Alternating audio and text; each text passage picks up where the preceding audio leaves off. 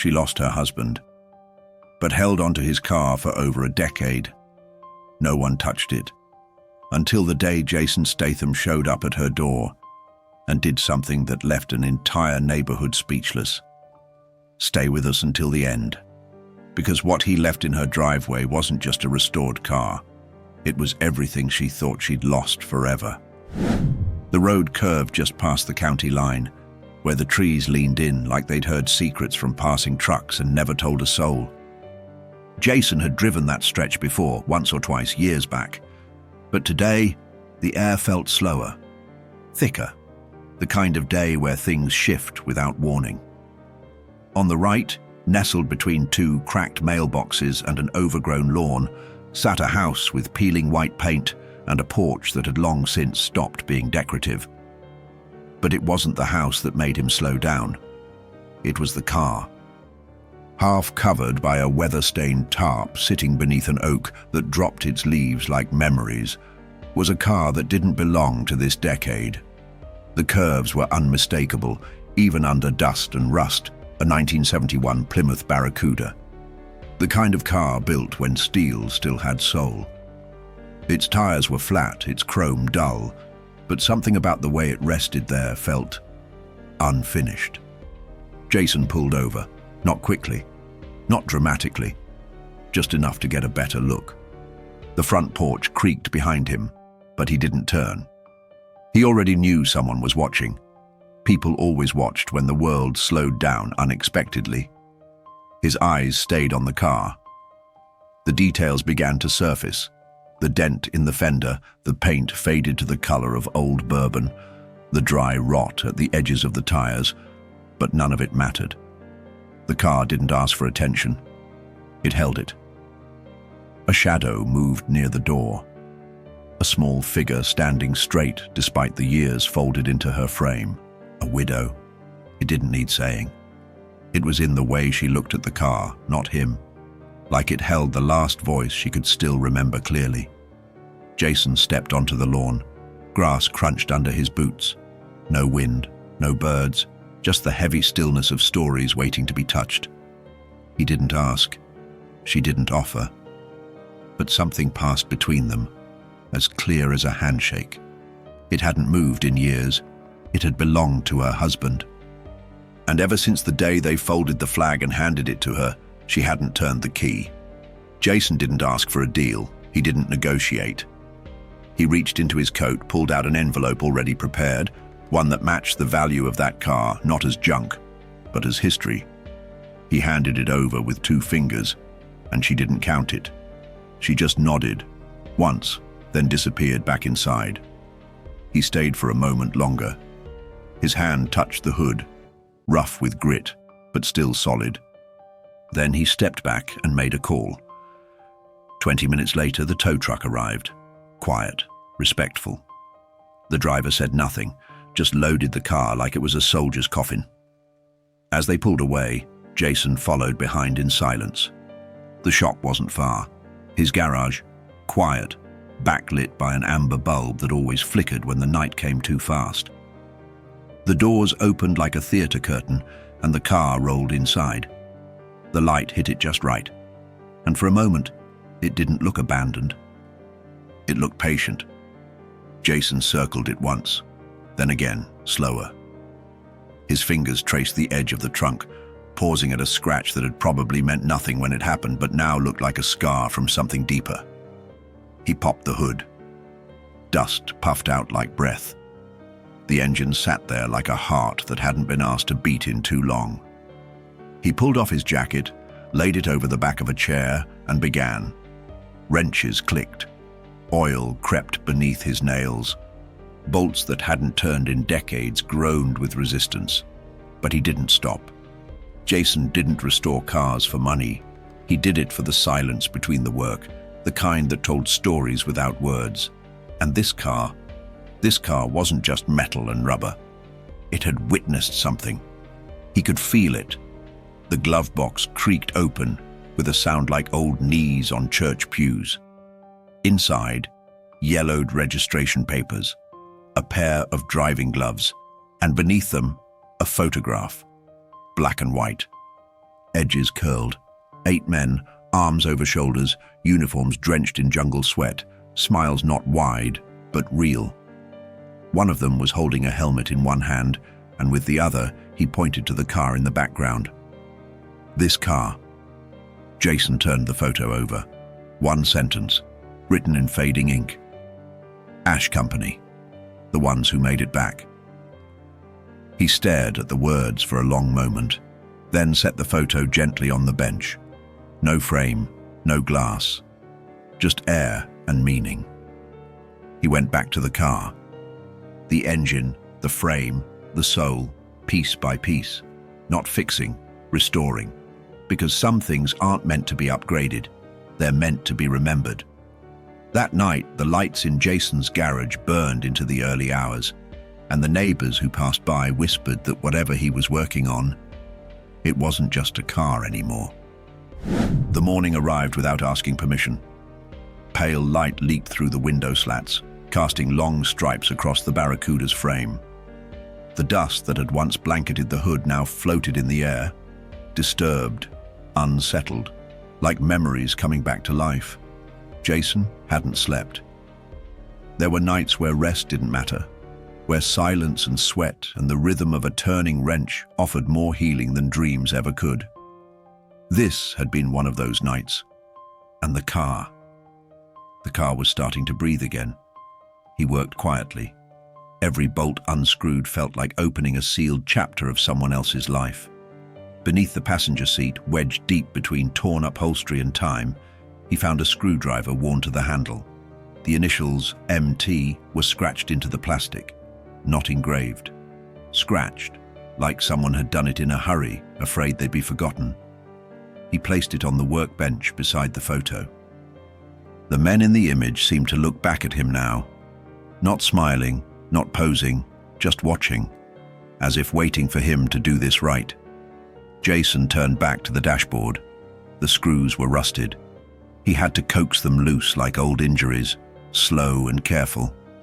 The panel came off with resistance, and behind it, crumpled and tucked behind a bundle of brittle wiring, was a folded piece of paper. He pulled it out gently. The edges tore slightly, but the ink inside was still legible, just 7 lines. Written in block letters. If you're reading this, don't fix what doesn't need fixing. This car got us home when no one else did. Treat it with the respect it earned. And if you're wondering about the dent near the left fender, that's where I hit the Jeep to save Don's legs. I'd do it again. No name, just a date. 1972. Jason folded the note back up and placed it on the photo. He didn't speak. He didn't have to.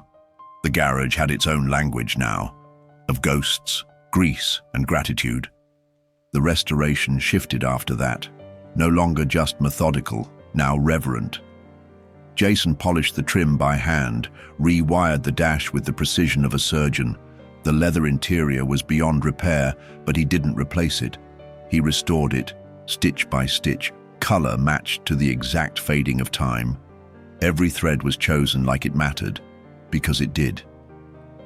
He visited a salvage yard 2 towns over, not for cheaper parts, but for authentic ones, weathered just enough to belong to this particular car. The man at the yard asked if it was for a client. Jason just nodded, because this wasn't for show. This was for something older, something earned. Back in the garage, the Barracuda began to change. Not quickly, not dramatically, but piece by piece, like a soldier learning to walk again after war. Jason adjusted the carburetor, flushed the fuel lines, cleaned out the rust from deep beneath the wheel wells. His hands moved without hesitation, like they'd done this 100 times. But something in his face said this was different. Underneath the layers of grime and years of silence, the car began to reflect, not light, but memory. It was no longer just metal and bolts, it was testimony. And when he finished reconnecting the ignition, he sat in the driver's seat for the first time. The seat creaked like an old joint. He inhaled once, exhaled slow, then turned the key. The engine didn't roar, it grumbled, coughed, then caught. deep, low sound filled the space, like a voice that hadn't spoken in decades, but still remembered how. Jason let it idle, eyes closed for a second. His fingers brushed the wheel, worn and smooth from the hands that had gripped it long before. There was no celebration, no grin, just a quiet nod, as if acknowledging that something had just returned home. He shut off the engine, stepped out, and walked toward the workbench, the screwdriver, the photo, the note. He picked them up, placed them carefully in a soft cloth pouch, and set it in the passenger seat, not as cargo, but as something sacred, because this wasn't a rebuild, it was a reunion. That evening, with the garage light dimmed and the engine cooled, Jason rolled the Barracuda out into the night. Not for a test drive, but for something much more important, a return. The Barracuda rolled out into the quiet like it remembered the road. Its engine hummed low, not proud, not loud, but steady, like a man who knew he didn't need to prove anything anymore. The sky above was that soft blue-gray that only shows up after the sun has already said goodbye. Streetlights blinked on one by one, like they were remembering something too. Jason sat behind the wheel, one hand resting lightly at 12 o'clock, the other on the gear shift. No music, no phone, just the sound of tires meeting asphalt for the first time in years. He didn't drive fast. He didn't have to. Ashbury Lane came and went behind him. The trees leaned in again like they did that first day, only now they weren't guarding the past. They were making space for it to return. Jason took a right near the firehouse, past the corner store that had long since closed but still had a Coca-Cola sign faded by 4 decades of weather. He didn't look left or right. His eyes stayed forward, but his shoulders, they looked lighter now, as if part of the weight he carried had finally shifted into the steel frame of the car. The tires gripped the road like they'd never left it. He crossed the town square, the lights in the diner still on, the cook wiping down counters, the waitress refilling salt shakers. They didn't see him. He didn't want them to, because this drive wasn't for show. It was for someone else. He turned again, this time toward the edge of town. The pavement thinned, then gave way to gravel. The Barracuda didn't complain. It moved like it recognized the path, like muscle memory buried deep in its chassis. Jason pulled into the small lot near the hillside cemetery. No gate, no fence, just open ground, headstones, and the hush of a place that knew how to keep things sacred. He stepped out. The door closed with a satisfying click, not the loud kind, just enough to let the night know someone was there. Gravel crunched beneath his boots as he walked up the narrow path between rows of markers. He didn't look around. He already knew where to go. Row 7, third from the back. The name on the stone was carved deep, but not flashy. Michael Thomas, husband, soldier, brother in all things.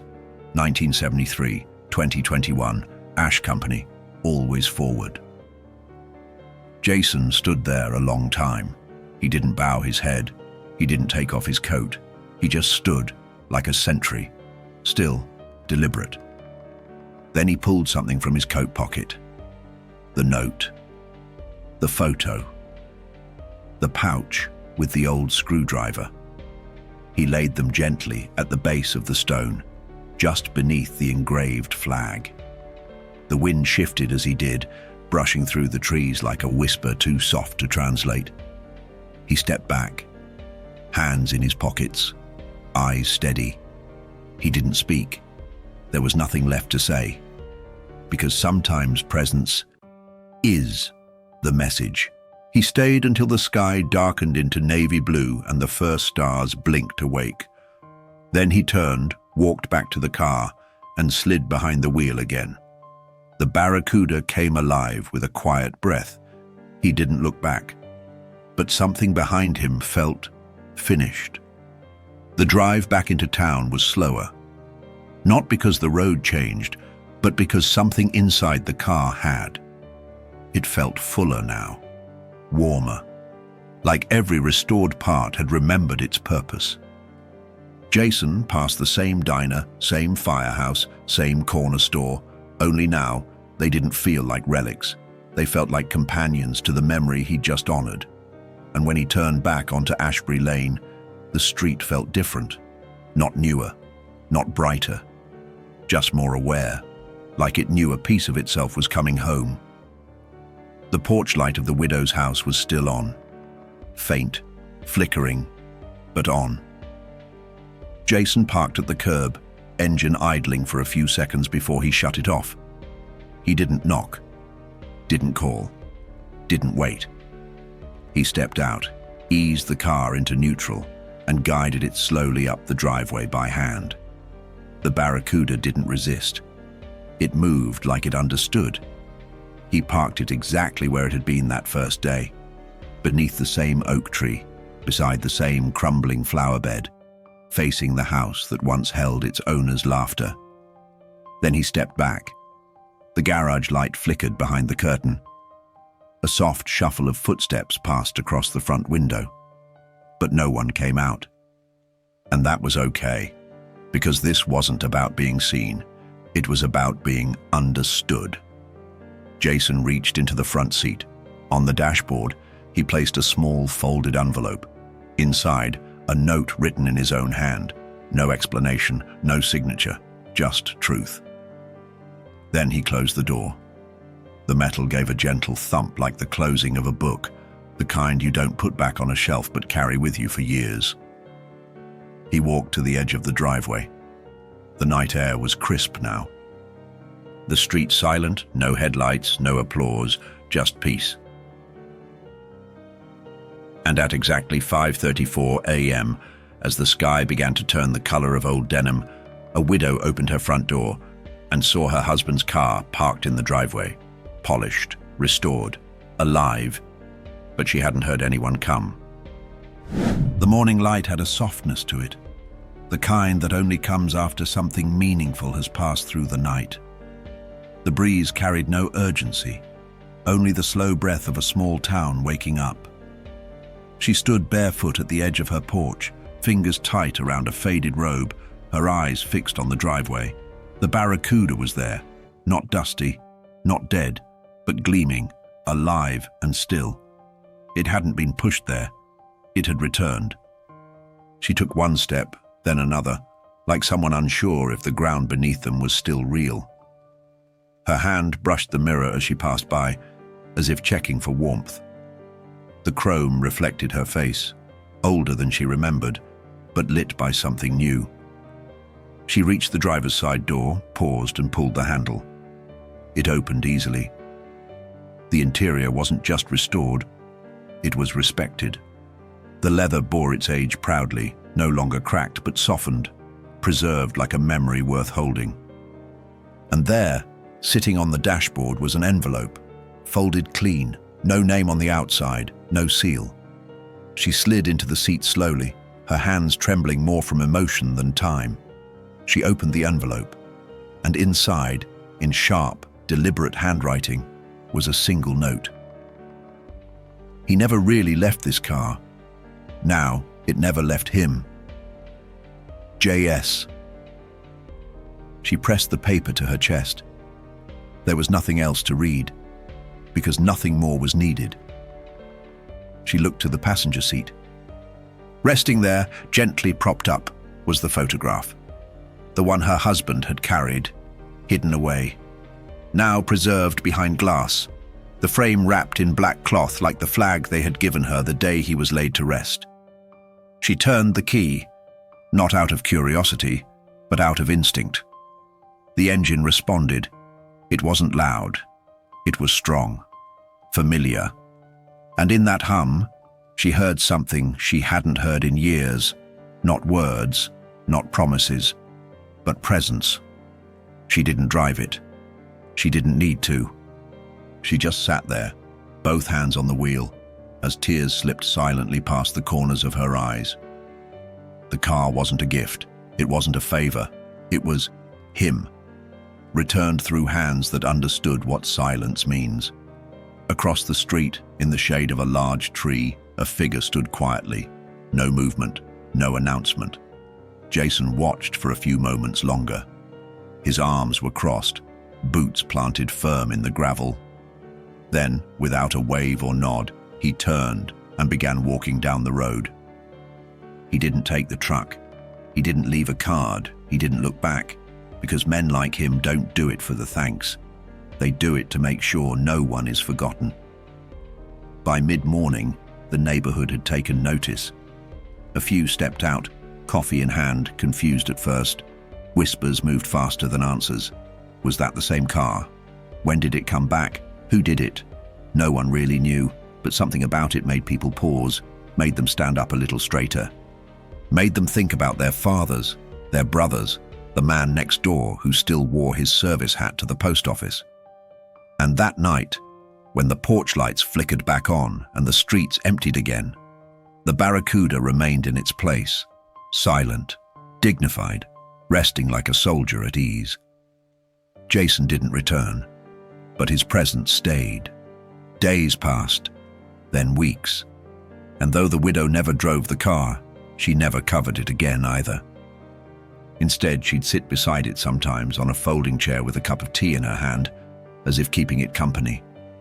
People began to wave when they walked by. Some would stop and ask about it. She'd smile softly, never giving too much away. Only once did she say more than a few words. A young boy asked her who the man was that fixed it. She thought for a long time before answering. Then she said, "Someone who knew exactly what it meant to finish something and walk away." And in a world loud with noise, likes and headlines, no one posted about what happened on Ashbury Lane.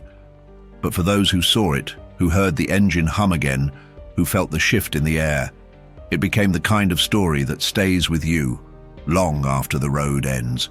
In a world full of noise and flash, some men still choose to show up in silence, to fix what others forgot, and then disappear. If this story moved you, if it reminded you of someone who stood for something without saying a word, subscribe now. Not for the likes, not for the views, but to keep stories like this alive. Because real strength doesn't shout, it shows up and leaves quietly.